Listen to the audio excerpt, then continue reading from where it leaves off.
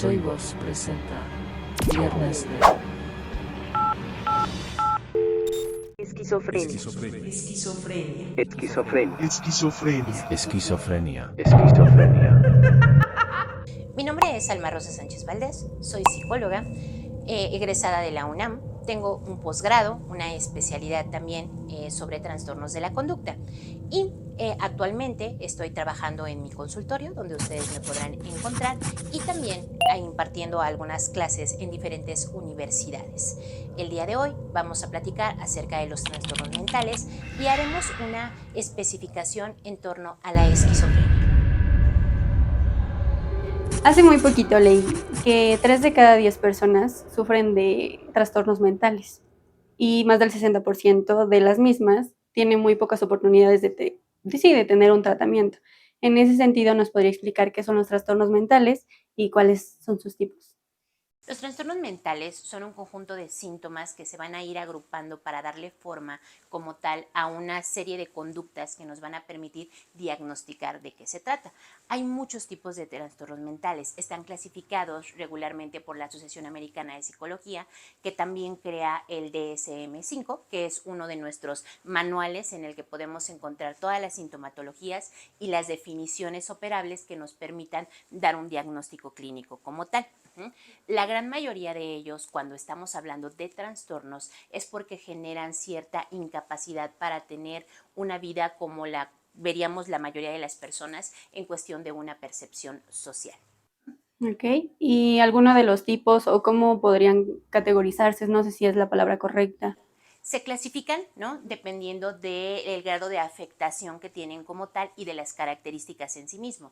Tenemos algunos de la conducta, tenemos algunos del estado anímico, tenemos algunos otros, por ejemplo, que sí ya se consideran graves, sobre todo cuando generan esta incapacidad para continuar, ¿no? Con las cuestiones cotidianas que tendríamos que librar la mayoría de las personas. Ok, y dependiendo del trastorno mental, ¿es como podrían definirse quién está propenso a o, o qué personas son las que este, están en riesgo de tener enfermedades mentales? La propensión a riesgo en realidad la tendríamos todos. Son los conjuntos o los otros factores los que nos van a hacer todavía aún más propensos. Por ejemplo, la gran mayoría de las personas somos propensos a tener un trastorno anímico o de repente se nos generen cuadros parecidos a la depresión o la depresión en sí misma.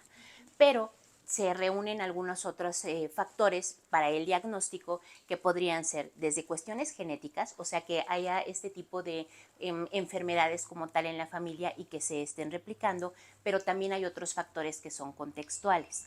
Algunos de ellos son de origen neurológico, o sea, de origen biológico como tal, entonces una bacteria, un tipo de virus, el padecer durante tiempo prolongado algún tipo de enfermedad puede propiciar que este tipo de trastorno se presente.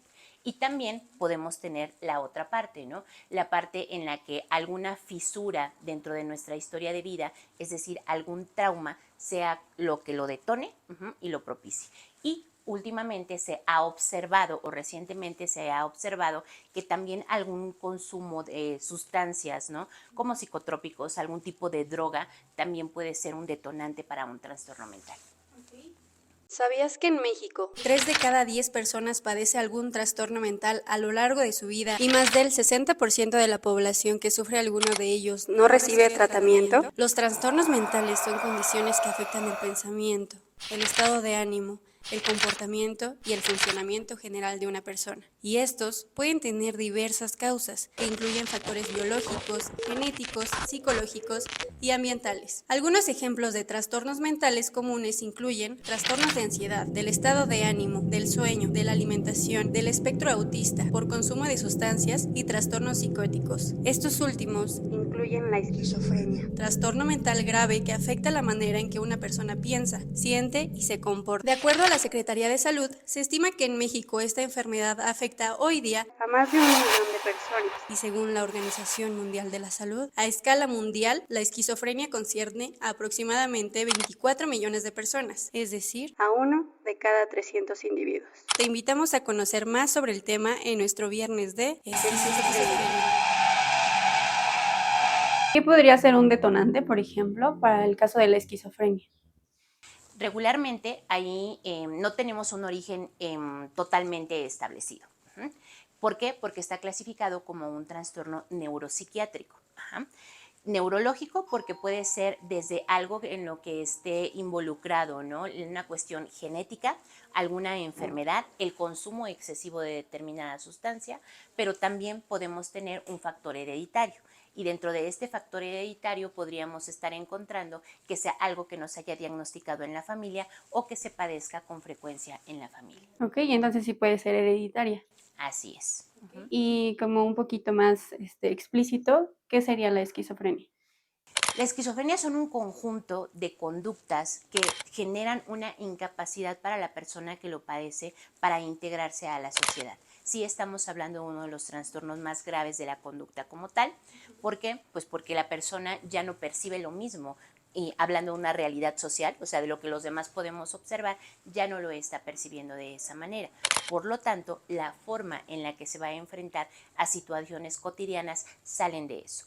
Es muy común encontrar, por ejemplo, procesos de alucinación, de delirios de persecución, en el que son no solamente peligrosos para sí mismo, porque se relaciona mucho la intención suicida, también pueden resultar peligrosos para otras personas, pues porque no están compartiendo la misma realidad, ¿no? Entonces sí las pueden llegar a atacar o pueden hacerse daño a ellos mismos. Ok, y en ese sentido, ¿la esquizofrenia tiene subtipos? O sea, puede ir como, no sé, o sea, ¿cuál sería como la acción más mínima que puede sufrir una persona esquizofrénica hasta el nivel más alto, por así llamarlo? La clasificación como tal de la esquizofrenia va a depender del número de síntomas que estemos observando, pero también se presenta de una manera muy distinta en niños, en adolescentes, en adultos y en ancianos. Donde tenemos la población en más alto riesgo es en los adultos. Aproximadamente, por ejemplo, en los hombres, ¿no? Se detecta a partir de los 20 años y en las mujeres terminando los 20 años. Es muy atípico encontrar de repente niños que puedan padecerlo, porque ahí sí tendríamos más una situación neurológica, o lo podríamos tener, por ejemplo, en adolescentes, pero muchas veces es muy complicado diagnosticarlo porque se parece mucho a otros trastornos que también se pueden padecer durante la adolescencia. Hay que aclarar que diagnosticar como tal la esquizofrenia es uno de los procesos más complicados porque no tenemos una batería de pruebas, ¿no? Que nos diga si es esquizofrénico o no lo es, ¿no? Tenemos que ir descartando con muchos otros trastornos e ir reuniendo toda la sintomatología hasta que nos permita poder diagnosticarlo. Y el diagnóstico como tal no depende solamente, por ejemplo, de un psicólogo o de un psiquiatra. También se necesita a un neurólogo para que haga la evaluación pertinente, ¿no? Y se cruzan todas estas pruebas para dar un resultado conclusivo. Ok, entonces no hay como un tiempo limitado o delimitado más bien para decir, ah, pues en 2 meses podemos saber si tienes esquizofrenia. No, porque además de eso, las manifestaciones de los síntomas van a depender mucho de los contextos. Nosotros podemos tener a una persona que haya sido diagnosticada, no sé, por ejemplo, con un trastorno limítrofe de la personalidad, ¿eh? Y entonces va a tener muchas características en común con el esquizofrénico. O podemos tener a alguien con una conducta desafiante, por ejemplo, en la adolescencia, y tendría aún así algunos rasgos en común donde se van a ir como uniendo, ¿no? El resto de los síntomas hasta que lo podamos diagnosticar en el transcurso de la vida. Muchas veces los llevan, por ejemplo, con un psiquiatra, ¿no? Y el psiquiatra controla como ciertos síntomas que ya nos hace más difícil el poder diagnosticarlo como tal, ¿no? Un psicólogo como tal tampoco es la persona más adecuada para poder diagnosticarlo. Ahí se empiezan a observar rasgos de la conducta y se van como armando el expediente de todo lo que se está trabajando y el cómo no va respondiendo el paciente o los nuevos síntomas que se van uniendo. Pero sí se necesita el trabajo conjunto, tanto con el psiquiatra como con el neurólogo, y muchas veces pues es muy difícil el poder acceder a ese tipo de servicios, ya sea tanto en lo público como en lo privado. Entonces, el diagnóstico de una persona con esquizofrenia sí nos puede llevar muchísimo tiempo. Ok, y las personas que no pueden tener esta oportunidad de llegar con un psicólogo, psiquiatra, neurólogo, como lo mencionaba, ¿cómo puede ser ayudada? O sea, tanto de una tercera persona que lo está viendo como él mismo. La gran mayoría de las personas que presentan una sintomatología de alteración de la conducta regularmente es porque están haciendo algo en contra de la sociedad, o están dañándose a ellos mismos. Entonces los capta el sector salud porque tuvieron un ataque, porque se lesionaron, porque sufrieron un accidente, porque tuvieron un cuadro, ¿no? A lo mejor que los pone en riesgo. Ellos lo pueden canalizar a psiquiatría. El problema es que dentro de lo público la consulta se las van a dar dentro de mucho tiempo, ¿no? Y en lo privado sí es muy, muy costoso. Después de eso seguirían toda la batería de análisis que tendría que solicitar el psiquiatra como tal. La otra parte, cuando una persona comienza a tener estos trastornos de conducta, van a ser remitidos regularmente a la seguridad pública. Van a llamar a una patrulla, algo así, entonces les van a colocar una multa o van a estar algunos días, ¿no? O enfrentan como tal un proceso penal en determinado momento y ahí la atención médica pues se la van a dar ya dentro del reclusorio, ¿no? Y la gran mayoría de las ocasiones el diagnóstico va a tardar todavía muchísimo tiempo más. ¿Cuáles son los casos a los que les ponen atención? Los que son reiterativos en una cuestión del conflicto de la conducta, o sea, alguien que reincida en una cuestión a lo mejor de algún tipo de crimen, de ataque violento, ¿no? De que de repente atacó a algunas personas, de que arrojó objetos en la vía pública, ¿no? O atacó a los transeúntes. Ahí es donde les van a comenzar a poner atención, pero regularmente van pasando como la bolita, en el que necesita atención médica, pero ya tiene un conflicto otra vez en cuestión de seguridad pública y así está, ¿no? Es muy complicado la detección como tal. ¿Y cómo progresa el tratamiento de una persona que es diagnosticada con esquizofrenia? Una vez que se diagnostica como tal, se hace un tratamiento en conjunto. Tampoco lo puede llevar un solo especialista de la salud. Debe de llevar tanto la parte de psicoterapia para dar seguimiento a todo lo que está viviendo, ¿no? Y darle herramientas para ir gestionando este tipo de trastornos. Debe de llevar el seguimiento psiquiátrico, que es la parte médica, la parte química, ¿no? Para estar controlando el medicamento y regularmente son tratamientos de por vida. Cuando no tenemos o se rompe, por ejemplo, la continuidad del tratamiento, sí se pone en riesgo nuevamente al paciente. Y está la parte neurológica, ¿no? Que se tiene que ir atendiendo para dar seguimiento, para ver si esos químicos que se le están dando y la psicoterapia como tal está logrando mantener la realidad social dentro del paciente o en su defecto no nos está funcionando y esto comienza a agravar. ¿Una persona que sufre esquizofrenia lleva un tratamiento de por vida? Así es. Una vez que se diagnostica tiene que estar todo el tiempo sujeto tanto a medicación como a la parte de la psicoterapia y estar al pendiente de los nuevos síntomas que se puedan presentar o en su defecto de ir observando cómo está el funcionamiento de su cerebro. Eso va a ser como lo principal, pero sí va a ser de por vida. Si la persona dejara o interrumpiera el tratamiento, ¿es como iniciar de cero o nada más es como reivindicarse? O Depende muchísimo de los casos, mucho. Hemos trabajado en algún momento con casos en los que se han diagnosticado como tal, ¿no? Y son renuentes al medicamento, pero siguen con psicoterapia. Entonces la psicoterapia como tal les da las herramientas para ir gestionando. Son muy pocos, son los menos los casos que te podría yo mencionar en los que se hacen responsables. ¿Por qué? Porque son conscientes, ¿no? Del trastorno mental por el que están cursando y además de eso saben identificarlo.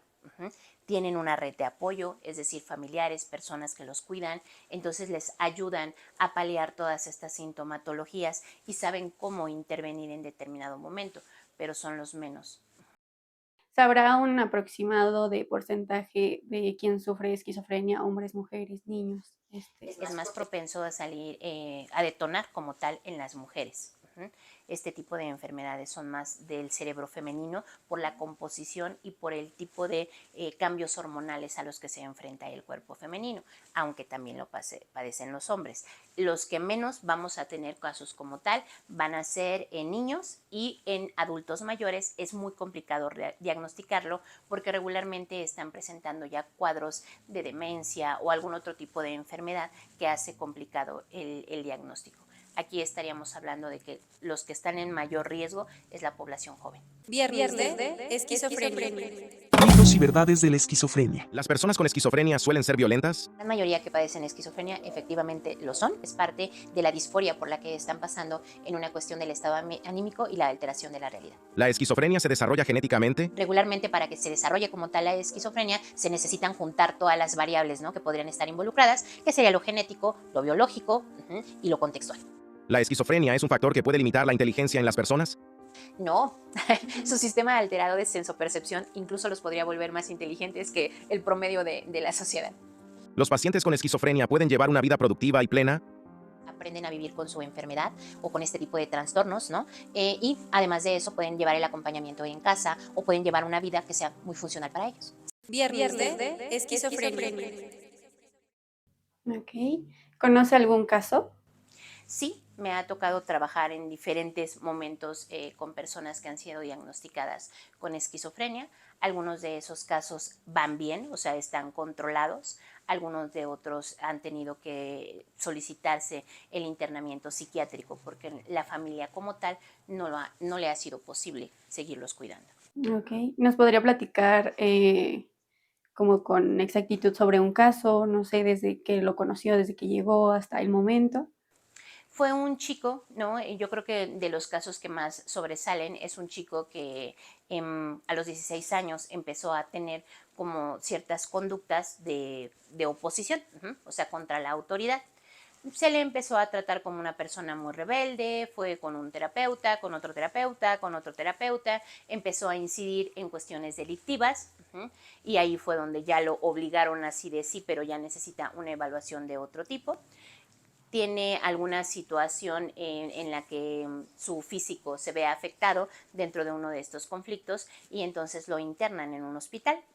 Pasa unas semanas en el hospital y ahí es donde psiquiatría, ¿no?, comienza a observar que tiene determinadas sintomatologías y es diagnosticado como tal porque ya tenía también el soporte neurológico que le habían realizado.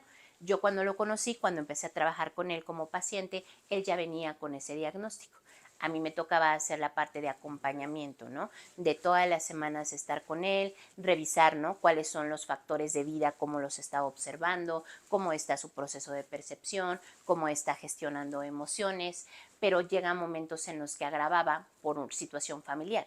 Existía como mucho rechazo hacia lo que él estaba viviendo en aquel momento, entonces era un sí, sí te creo, tómate tu medicina, pero no te nos acerques. Y estaba en la juventud, ¿no? O sea, yo cuando lo conocí tenía él ya 19 años y a partir de eso estuvimos un par de años trabajando, pero su familia decidió internarlo, solo que no lo pudieron internar en México. Entonces lo tuvieron que llevar al extranjero, a Canadá específicamente, para poder internarlo porque de repente tenía conductas o temporadas en las que se agravaba. Que el periodo de alucinación se agravaba mucho, entonces se volvía muy, muy conflictivo y también era un riesgo para su familia. Entonces es necesario sacarlo como tal del país porque aquí no encontraron una institución que lo aceptara porque pasaba muchos periodos en los que estaba bien. Entonces solamente les mencionaron en algún momento como requisito básico era que estuviera alterado todo el tiempo para tenerlo recluido, ¿no? Y como él podía pasar meses estando bien y tener de repente picos conductuales muy muy agresivos, entonces ahí ya no les era como conveniente. Ok. En ese aspecto de las alucinaciones que él tuvo, ¿mencionaba algo? ¿Cómo eran? O... Regularmente las alucinaciones que más se presentan en ellos es un delirio de persecución. Empiezan a tener como teorías de conspiración en las que algo está mal, en el que somos una simulación, en el que nos vienen siguiendo, en el que ya vienen seres por nosotros y lo tienen como una creencia muy muy arraigada. no podemos negárselos, ¿no? Porque dentro de la psicoterapia, ¿no? Es parte de su realidad, pero sí hay que aterrizarlos a lo que los demás estamos percibiendo como realidad social, pero es muy complejo. Algunos de ellos presentan una cuestión muy similar a si estuvieran consumiendo, por ejemplo, LSD. Esta droga, ¿no? Esta droga totalmente química que entonces hace una alteración de la sensopercepción. En el que todo se ve como más grande o los colores se ven como mucho más intensos, los sonidos, ¿no? Comienzan a tener como otro tipo de ondas, ¿no? En el momento de la percepción, ese es el tipo de alucinación por el que pasan ellos. Ok, y en cuanto a las agresiones físicas o hasta a uno mismo llegó a hacer algo. Sí, en diversas ocasiones tuvo intenciones suicidas. Sí se atacó en 2, 3 ocasiones en las que se puso en riesgo. También desconocía de repente a ciertas personas, ¿no? Podría estar platicando, por ejemplo, con un familiar con el que siempre estaba y de repente lo desconocía, ¿no? Y le decía que él era, por ejemplo, alguien que lo iba a atacar o que había invadido su casa y que se sentía en peligro. Sí teníamos como estos brotes en determinado momento en el que perdía la percepción social. Ok. En cuanto a, bueno, ese era como un giro de alguna u otra forma esta pregunta, pero la esquizofrenia puede repercutir en la creatividad, en el arte, en todos estos tipos de aspectos. Viernes de esquizofrenia. El arte y la esquizofrenia. La relación entre la esquizofrenia y el arte es un tema complejo y multifacético que ha intrigado a profesionales de la salud mental, artistas y académicos. La afirmación de que Vincent Van Gogh padeció esquizofrenia es una interpretación retrospectiva basada en la revisión de su comportamiento y sus experiencias a lo largo de su vida. Edvard Munch, un destacado pintor expresionista noruego, es conocido por su obra maestra El Grito. Su estilo artístico, caracterizado por la representación emocional y simbólica, ha llevado a algunas interpretaciones que sugieren la posible influencia de experiencias mentales intensas o trastornos emocionales en su arte. Viernes de esquizofrenia. Por supuesto, al ser un trastorno, ¿no? Tiene muchísimos síntomas y tiene muchas vertientes. No podríamos diagnosticar, no me atrevería yo a decirte, yo creo que en ningún artículo científico lo encontraríamos, que la esquizofrenia puede ser igual en 2 personas. Tienen sus singularidades dependiendo de la persona en la que está. Pero al ser una alteración de nuestro proceso de la percepción, y por percepción no solamente nos referimos a lo que percibimos con los sentidos, ¿no? En cuestión a la mejor olfativa o visual, no. Nos referimos a todos los esquemas cognitivos, o sea, los conceptos en los que nos guiamos en la vida. Por ejemplo, el amor. Mi concepto y el concepto de los demás es totalmente diferente. ¿Vale? A través de esos esquemas que nosotros tenemos, nuestros esquemas cognitivos, es como desciframos o como entendemos la realidad. Si sus esquemas están más apegados a una cuestión artística, al contacto con el arte, a la sensibilidad humana como tal, sí van a ser más propensos a estar en estadías de creatividad o también a recibir bloqueos de creatividad, ¿no? Pero dependería mucho de la singularidad del paciente. Ok, por ejemplo, estuve investigando un poquito y digo, no estuvieron diagnosticados en ningún momento, pero em, relacionaban a artistas como y pintores como Edvard Munch o como Van Gogh, que tenían ciertos lapsos como de depresión y demás situaciones, pero pues hay artículos, no científicos ni especializados ni nada, pero hay notas, vaya, en las que dicen que ellos padecieron esquizofrenia o estaban cerca de, y entonces pues em, hoy es el día en el que se conocen como sus pinturas, ¿no?, más reconocidas, como Van Gogh, La noche estrellada, Edvard Munch, la del grito. En ese sentido, podría decir que, bueno, es que como no estuvieron diagnosticados, no puedo decir que fue como su salida o una manera de sacar lo que sentían, pero no sé, sería muy común. Sí, no podemos diagnosticarlos efectivamente porque no están ya dentro de nuestra realidad, ¿no? Dentro de nuestro contexto. Pero existen algunas ramas dentro de la psicología. Una de ellas es el psicoanálisis del arte. Cuando nosotros observamos una obra artística, por ejemplo, observar La noche estrellada de Van Gogh, desde el psicoanálisis del arte sí tenemos ciertos parámetros o herramientas que nos permitirían decir, ok, ¿no? Pero ¿por qué estos colores? ¿Por qué estas formas? ¿Por qué las siluetas están planteadas de determinada manera?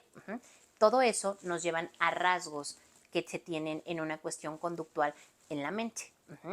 El psicoanálisis del arte lo podemos aplicar a una novela, lo podemos aplicar a una película, lo podemos aplicar a una pintura, y sí encontramos como las herramientas suficientes para decir, ay, ¿no? Se ve mucho dolor, o se ve mucha furia, o se ve a lo mejor una soledad inmensa, ¿no? Dependiendo de los colores, las formas, lo que se está utilizando. Cuando nosotros estamos observando un cerebro que es sumamente creativo, como el de un artista, estamos hablando de que su sistema de percepción está alterado. No porque esté mal, o sea, una alteración no la vamos a tomar como negativa, la vamos a tomar como algo diferente. Los escritores, ¿no? Cuando estamos hablando de pintores, de escultores, los arquitectos, todos aquellos que están hacia la rama del arte tienen un cerebro mucho más sensible, su sistema de percepción es diferente. Eso los vuelve propensos a tener algún tipo de trastorno del estado anímico. Escriben, y las mejores obras, ¿no? que podríamos encontrar probablemente en cuestión artística, en cuestión cultural, hablando del arte, las vamos a tener de personas que estaban pasando por momentos sumamente tristes. Sí son como una propensión a riesgo, no podemos diagnosticarlos como tal, pero sí se encuentran muchas características, ¿no? en las que podríamos observar si los tuviéramos ahora como pacientes de que, ok, ¿no? Tenías, por ejemplo, un trastorno obsesivo compulsivo, ¿no? Tenías una fijación con determinado color, ¿no? Por ejemplo, Van Gogh en comerse el color amarillo como tal, ¿no? Tenías ciertos tipos de comportamientos a lo mejor muy reiterativos, o que iban hacia una neurosis, o que podríamos encontrar como un tema recurrente, como la muerte, el amor, ¿no? La pérdida, la mutilación en sí misma, que sí nos permitirían observar todo este tipo de rasgos. Ok, ¿y usted conoce algún escritor que haya padecido de esquizofrenia?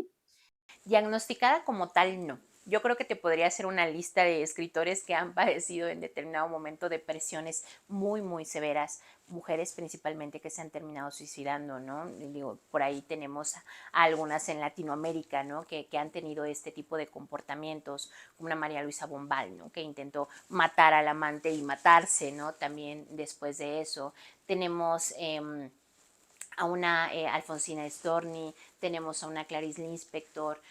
Vamos a tener diferentes escritoras que sí van a ser como muy tendientes a revelar que están pasando por estadías de soledad, de sufrimiento, ¿no? De trastorno anímico muy, muy fuerte. Viernes de esquizofrenia. ¿Fantasmas o producto de tu mente? Un fenómeno con distintas teorías. La explicación de por qué estas presencias nos acechan tiene un sustento científico que le da explicación.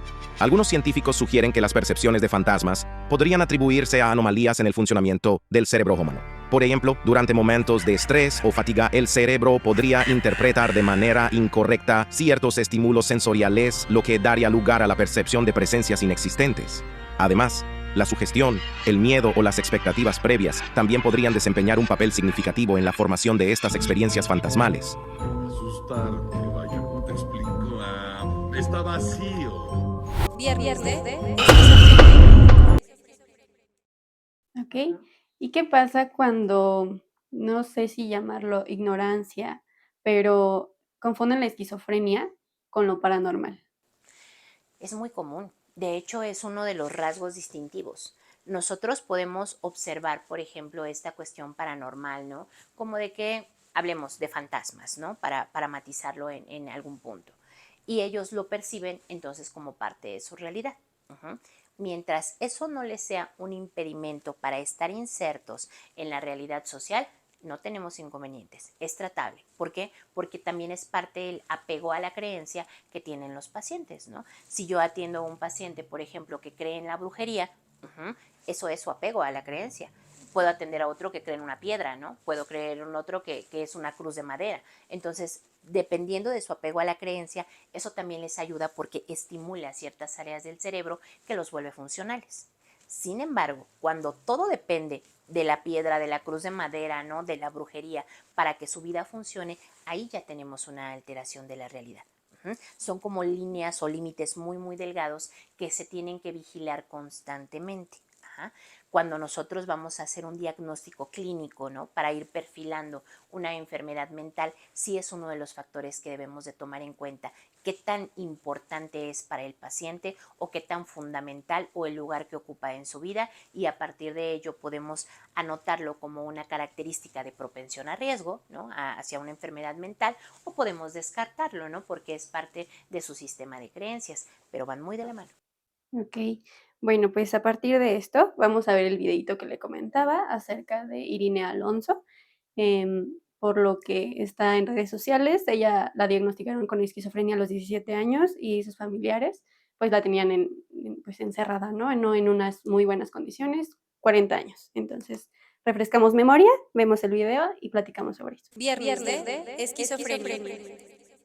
El inquietante caso de la esquizofrenia de Nea. La esquizofrenia es una enfermedad mental grave que afecta la forma en que una persona piensa, siente y se comporta. Las personas con esquizofrenia pueden parecer como si hubieran perdido el contacto con la realidad, lo que puede ser angustioso para ellas, sus familiares y amigos. Irinea Alonso permaneció encerrada 40 años de su vida por padecer esquizofrenia. Nea, como la llaman sus familiares, fue rescatada por autoridades del DIF de San Luis Potosí después de salir publicada la noticia en un programa de atención ciudadana.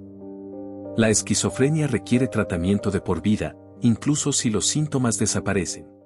Viernes de esquizofrenia. Listo, pues ya visto el video recordado, ¿qué tanto afecta el que la hayan tenido en esas condiciones durante 40 años o hasta más? Yo creo que afecta muchísimo, sobre todo porque no hubo un diagnóstico en su momento. Sí estamos hablando de que si bien, ¿no?, el término como tal de la enfermedad, la esquizofrenia, lleva incluida en los trastornos mentales ya décadas, todavía nos falta muchísimo por conocer sobre esa enfermedad. Sí se sabe que los factores contextuales, ¿no?, hacen que existan como ciertos detonantes de la alteración, ¿no? Ahí lo mencionan en el video, ¿no? La dejó el novio y no paró prácticamente de llorar, ¿no? Estas situaciones traumáticas lo pudieron haber detonado, pero ya al estar tantísimos años, ¿no?, pues en cautiverio, ¿no?, como si fuera una especie en lugar de una persona como tal, pues sí va a ser determinante para que no pueda acceder tan fácilmente a un proceso de rehabilitación que le permita llevar una mejor calidad de vida. Y a primera vista, y así como lo pudimos checar en el video, ¿sí se puede decir que tenía esquizofrenia? De los elementos que van mencionando en el video y de los que podemos observar, sí tiene comportamientos que son propios de los esquizofrénicos, ¿no? No podemos asegurarlo como tal, ¿no? Se necesitaría la parte científica, la parte de la neuropsiquiatría, pero sí, por ejemplo, la alteración de la realidad, ¿no? El ser muy agresiva, ¿no?, como lo mencionan, de que golpea a las personas o golpea los carros, el estar todo el tiempo diciendo groserías o lanzando maldiciones, la situación de abandono, estos comportamientos compulsivos, por ejemplo, ¿no?, que empieza a repetir las mismas palabras o a agudizarlas o a jugar con ellas, ¿no?, de una manera un tanto histriónica, pues sí nos llevan a poder observar ese tipo de comportamientos propios de la esquizofrenia. Ok, la hermana de Nea mencionaba que no tuvieron apoyo. En ese sentido, o poniéndonos como en esa situación, ¿qué podríamos hacer si nosotros tenemos como a una persona con esas actitudes, comportamientos y demás? Obviamente no optar como por lo que hicieron ellos, porque pues bien lo comenta, dificulta la situación, pero no lo sé, o sea, ¿qué apoyo se le puede otorgar a ese tipo de personas o cómo lo podríamos buscar? Ahí nos estamos enfrentando a una realidad contextual bien fuerte. Primero, porque para empezar a notar ese tipo de comportamientos y iniciar este proceso de diagnóstico del que platicábamos hace ratito, toma mucho tiempo. No hay instituciones que nos vayan a dar un diagnóstico certero a la primera o en los primeros meses, ¿no?, sino que va a tener que ser todo un seguimiento. Actualmente, con estas reformas que se hicieron a todo el sector salud, ¿no?, durante este periodo de gobierno, los hospitales psiquiátricos pasan a ser parte de los servicios de salud pública. Pero para escalar y llegar simplemente a una consulta con un psiquiatra, y te lo digo porque mis pacientes me lo han comentado, ¿no? O sea, prefieren venir, ¿no? Y pagar como tal el servicio, el servicio de salud de manera particular, porque cuando van y lo solicitan, allá les dan atención de 30 minutos y en 30 minutos te dan un diagnóstico de depresión, ¿no? Y entonces te van a dar algún tipo de medicamento que te ayude a controlar los síntomas de la depresión, y regresa en un mes y me cuentas en media hora cómo es que te está yendo, ¿no? Y así al siguiente mes. Para que se observe ya una alteración de este tipo de trastornos mentales, pues te tienen que mandar con el especialista, ¿no? Con el psiquiatra, que efectivamente es un médico con una especialidad en psiquiatría, ¿no? En trastornos de la conducta. Pero otra vez, ¿no? Vas a llegar con él, te va a dar la parte médica y te van a mandar a casa, te van a dar algún tipo de recomendaciones, pero como tal, alguien que está sufriendo un trastorno tan fuerte, ¿no?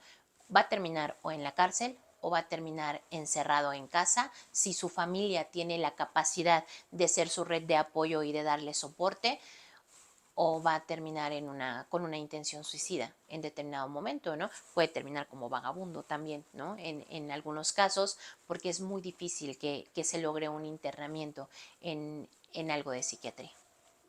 Tan común es que personas em, que padecen esquizofrenia u otro trastorno mental terminen en la calle. Es más común de lo que quisiéramos enfrentar. Sobre todo cuando estamos hablando, por ejemplo, de niños. Las situaciones de abandono, de deserción escolar, entonces es un vete a trabajar, un conoce personas con las que vas a intentar como paliar los síntomas, vas a empezar a consumir algún tipo de droga, ¿no? Que te haga estar menos alterado o que te dé tranquilidad, y van a estar con ellos el tiempo que el cuerpo aguante.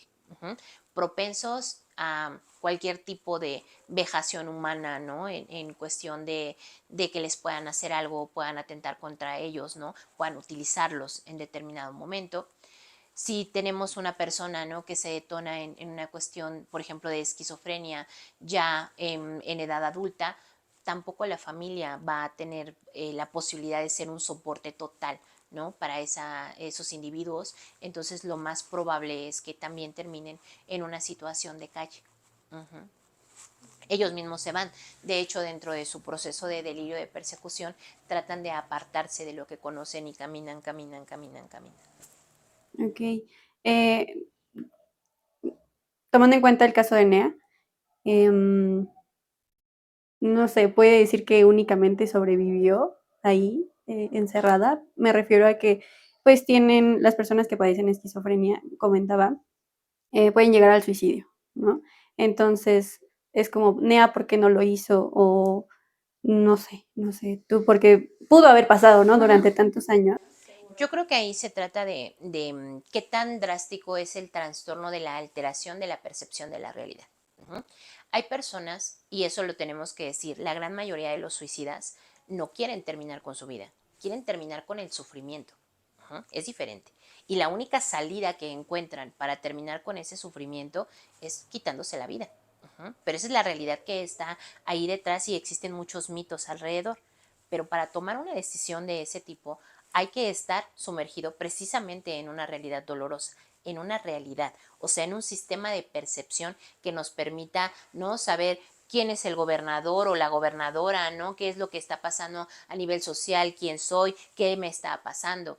Las personas, cuando ya tienen una alteración de este sistema de percepción, sobre todo en este caso como el que acabamos de observar, no creo que pudiera tener ese dominio o la capacidad de tener esa decisión por sí misma. Mi hermana comentaba que a partir de la ruptura amorosa que tuvo, empezó con estas actitudes. Entonces, se puede decir que ciertos factores que pasen en tu vida pueden provocar la esquizofrenia. Así es. Todo aquello que se registra como un trauma es una propensión a una ruptura en mi historia de vida. Ahora, ¿qué es eso del trauma? Nos puede ocurrir exactamente lo mismo, ¿no? No sé, por ejemplo, un accidente automovilístico. El cómo lo vamos a tomar con mi pasado, con mi situación en el presente, con mi contexto y el cómo están mis esquemas cognitivos, en ese momento es donde, si lo trabajo, lo voy a tomar como una mala experiencia. pero si no lo trabajo y eso me impacta y me rompe mi historia de vida, o sea, altera, ¿no?, de determinada manera lo que yo había estado haciendo de manera cotidiana, eso se registra como trauma. Y un trauma siempre puede ser un detonante para cualquier tipo de enfermedad que podamos clasificar como un trastorno mental o un trastorno del estado anímico. Ok. De acuerdo, para ya finalizar el tema del video, quisiera agregar algo que notó, no sé, ciertas actitudes, lo que ella hace es muy común en personas que padecen este trastorno. Así es, creo que ahí encontramos como los factores principales que podríamos observar en una persona que padezca como tal esquizofrenia, ¿no? Y se une desafortunadamente a la otra parte, ¿no? A la falta de información, ¿no?, en cuestión de la sociedad en general, de lo que son las enfermedades mentales. Y la gran mayoría lo llevan hacia lo religioso, o lo llevan hacia lo paranormal, ¿no? O lo llevan hacia alguna cuestión, ¿no?, de pensamiento mágico, como se denomina, en el que hacen este tipo de explicaciones y no se da el seguimiento médico que se necesitaría como tal. Viernes de esquizofrenia. La implementación de la musicoterapia ha sido incorporada de manera reciente en el abordaje terapéutico de la esquizofrenia. La esquizofrenia es un trastorno mental complejo que afecta la percepción, el pensamiento y la interacción social de quienes lo padecen. A medida que la comprensión de los tratamientos para la esquizofrenia evoluciona, se ha explorado el papel de la música como posible herramienta terapéutica en el abordaje de esta condición.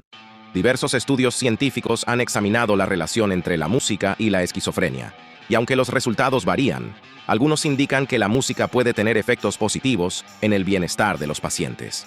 ¿Y a ti, qué canción te hace sentir mejor? Viernes de esquizofrenia. Ujú.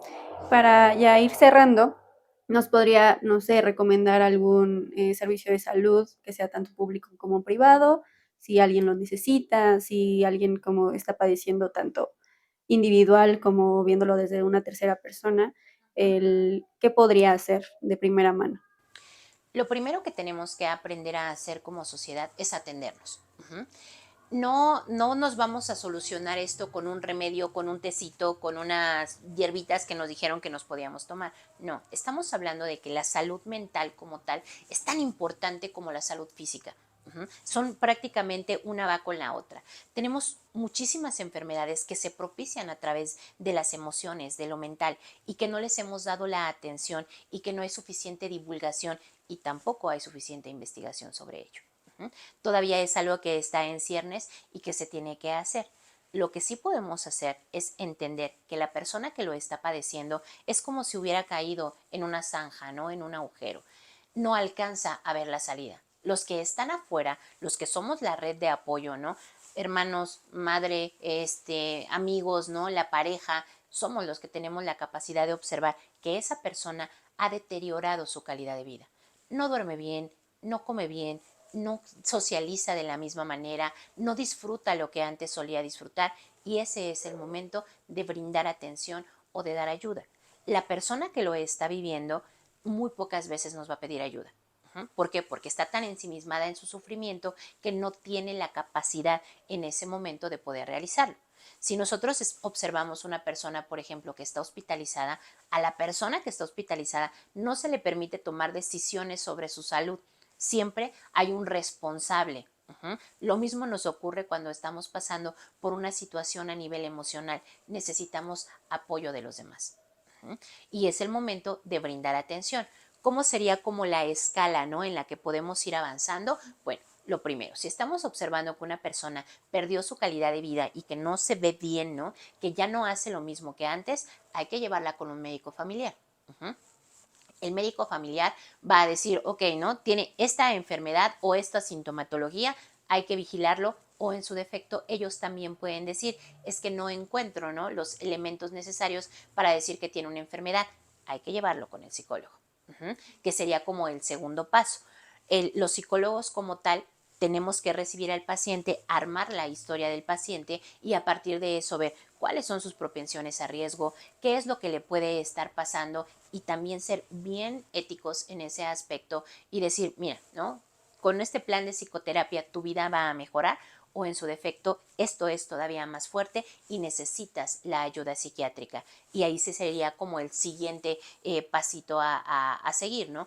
No se puede tratar solamente de manera práctica, ¿no? Con una serie de ejercicios, de conversaciones, dependiendo de la escuela que tenga el psicólogo, lo que esté practicando. Entonces necesitamos también la ayuda médica y se acompañan, ¿no? Se acompaña la psiquiatría y la psicología. Ahí ya el psiquiatra es el que tendrá que evaluar, ¿no? Con una serie de exámenes médicos, no en el que nos digan, mira, es que el funcionamiento o tal hormona está de más o nos está haciendo falta esta, nos equilibramos. Y después de eso, si no se logra hacer, entonces sí, necesitamos a un neuropsiquiatra. Y así es como tendríamos que ir escalando en ese aspecto. ¿Qué es lo que podemos hacer si no tenemos la opción, por ejemplo, a pagar estos servicios de manera particular? Pues ir a un servicio médico público, pero dar el seguimiento. Sabemos que es una condena, ¿no? Que es sumamente tortuoso, desafortunadamente, en nuestro país, pero sí hay que dar seguimiento, hay que buscar ayuda siempre. Ok, ¿y qué espacios tenemos en el Estado de México? Pues, por ejemplo, para los niños funciona bastante bien el DIF. Tenemos aquí en el Estado de México, afortunadamente, la UAM, la Universidad Autónoma.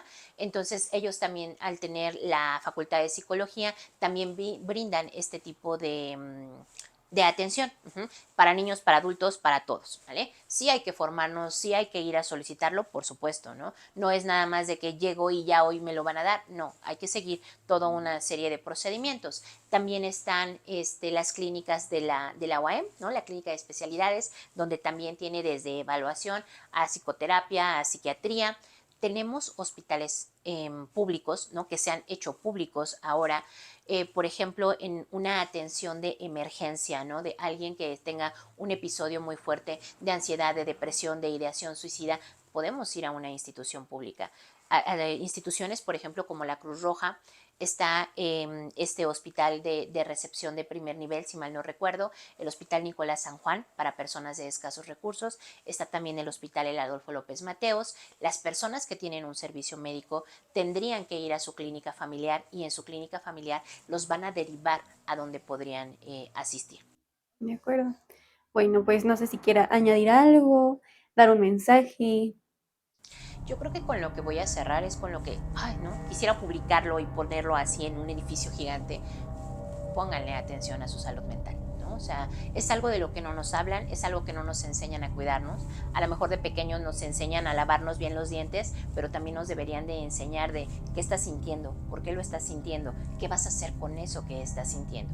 Y la gran mayoría de las enfermedades que padecemos en la juventud y en la vida adulta no las padeceríamos con esa intensidad o en episodios tan reiterativos. Tendríamos otra calidad de vida, definitivamente, ¿no? Y también nos convertiríamos en mejores personas, sabiendo gestionar bien nuestras emociones. Entonces, pónganle atención a su salud mental. Esta idea al psicólogo nada más van las personas que tienen problemas o que están locos. Todos en algún momento, los psicólogos mismos necesitamos en determinado momento el acompañamiento en psicoterapia. A lo mejor no nos vamos a quedar toda la vida porque lo que a mí me pasaba era mucho más pequeño y lo pude gestionar mejor, pero eso no implica que no lo necesitemos en determinado momento. Yo sí creo que esto debería de ser como el dentista, de que tenemos que ir 2 veces al año, por lo menos, ¿no? A que nos hagan un chequeo general. También tendríamos que ir por lo menos 2 veces al año a ver cómo estamos, cómo nos estamos gestionando. Sobre todo porque nuestra realidad ahorita es ruda, ¿no? Estamos pasando por una serie de fenómenos a nivel social que nos están orillando a que exista como un brote todavía más profundo de enfermedades mentales. Ok. Muchas gracias.